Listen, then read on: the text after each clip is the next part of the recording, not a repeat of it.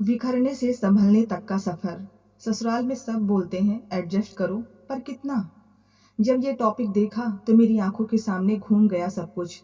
अब लगता है वो मैं ही थी जिसने ये सब किया। हमारी लव मैरिज थी। शादी के बाद ही धीरे धीरे इनका गुस्सैल स्वभाव मुझे दबाने लगा। एक चीज भी मैं अपने मन की नहीं कर सकती थी, यहाँ तक कि साड़ी भी उनकी पसंद की पहनूं।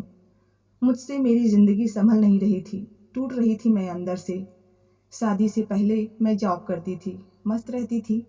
मम्मी पापा ने कभी बंदिशें नहीं लगाई। पर शादी के बाद एडजस्ट करो एडजस्ट करो। रोहित से जॉब को बोला तो उन्होंने बोला पहले बेबी प्लान कर लो, और किया हमने। मेरी प्रेगनेंसी भी क्रिटिकल थी, बीपी हाई लो रहता था, और भी मेडिकल परेशानियां थी। डॉक्टर ने बेड रेस्ट बता दिया था। जॉइंट फैमिली होने के बाद भी कोई था नहीं जो मेरी मदद करता, तो मैं अपने मायके आ गई। कभी कभी ये मिलने आते, बाकी छुट्टी भी नहीं मिलती। हर बार ये यही कहते कि बेटा हो जाए, और मैं सोचती कि बेटी हो गई तो। 12 अप्रैल को मेरा बेटा हुआ। बहुत खुश थी मैं, और 40 दिन बाद वापस ससुराल आ गई। ये वो कठिन दिन थे जो मैं सोच के सिहर उठती हूँ अब भी। रात भर जागती, दिन भर बच्चा संभालती, घर का काम करती, और शाम को ये आके कहीं न कहीं कमी निकाल के दिन भर आराम करने के ताने देते। मैं खो चुकी थी अपने आप को, बद से बदतर हो गई थी। खुद का तो होश ही नहीं था। इसी बीच भाई के बेटे का मुंडन था नैनीताल में, जिसमें हम पूरा परिवार गए और कई साल बाद सबसे मिले। सबकी जुबान पर एक ही सवाल, ये क्या कर लिया अपने आप को, और मैं हंसकर टालती रही। पर मेरा मन समझ गया था कि खो दिया मैंने 5 साल पहले वाली लड़की को। घर वापस आई, खुद को शीशे में देखकर खूब रोई। कितनी झाइयाँ हो गई चेहरे पर, आँख के नीचे गड्ढे, कितनी दुबली हो गई थी मैं।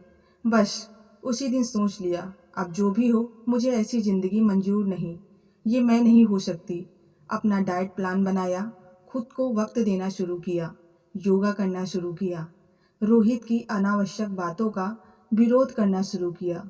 खूब बहस हुए, झगड़े हुए। एक दिन इन्होंने मुझसे गुस्से में कहा, मेरे पैसे उड़ाती हो और मुझको ही आंखें दिखाती हो। अगले दिन एक कोचिंग क्लास का बोर्ड बनवाया और घर के पीछे वाले हिस्से पर एक कोचिंग क्लास शुरू की। धीरे धीरे एडमिशन होने लगे, नाम होने लगा। रेकी मास्टर की ट्रेनिंग ली, अपने स्टूडेंट्स को सेशन देने शुरू किए। खुद पर विश्वास होने लगा था फिर से। ऐसा लगता था कि अब अपनी जिम्मेदारियां अच्छे से निभाने लगी हूँ। बेटे के स्कूल प्रोग्राम में इंटेलिजेंट मॉम का अवार्ड मिला। यूँ तो बहुत सारे अवार्ड मिले, पर ये मेरा फेवरेट है। सोशल सर्किल बढ़ा तो धीरे धीरे लगा औरों की भी मदद की जाए। एक बैच गरीब बच्चों के लिए शुरू किया। मोहल्ले के खाली पड़े गंदे प्लाट पर सोसाइटी की औरतों की मदद से एक पार्क बनवाया, और एक समिति जो एरिया के लिए काम करती है। लिखने का शौक तो हमेशा से था। कई जगह अपनी कविताएं, कहानियाँ और लेख भेजे। इनका भी व्यवहार बदलने लगा। गुस्सा अब भी करते हैं, पर डायलॉग बदल गए हैं। जैसे, ज़्यादा लक्ष्मीबाई न बनो, ज़्यादा हीरोइन न समझो खुद को, देश तो तुम ही चला रही हो।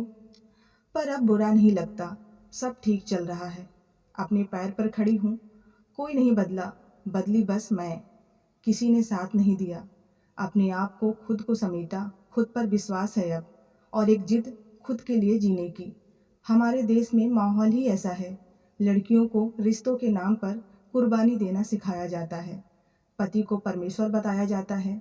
कहते हैं मायके से डोली जाती है, ससुराल से अर्थी निकलती है। और ये एडजस्ट करो का पाठ कोई ये तो बता दे कितना करे।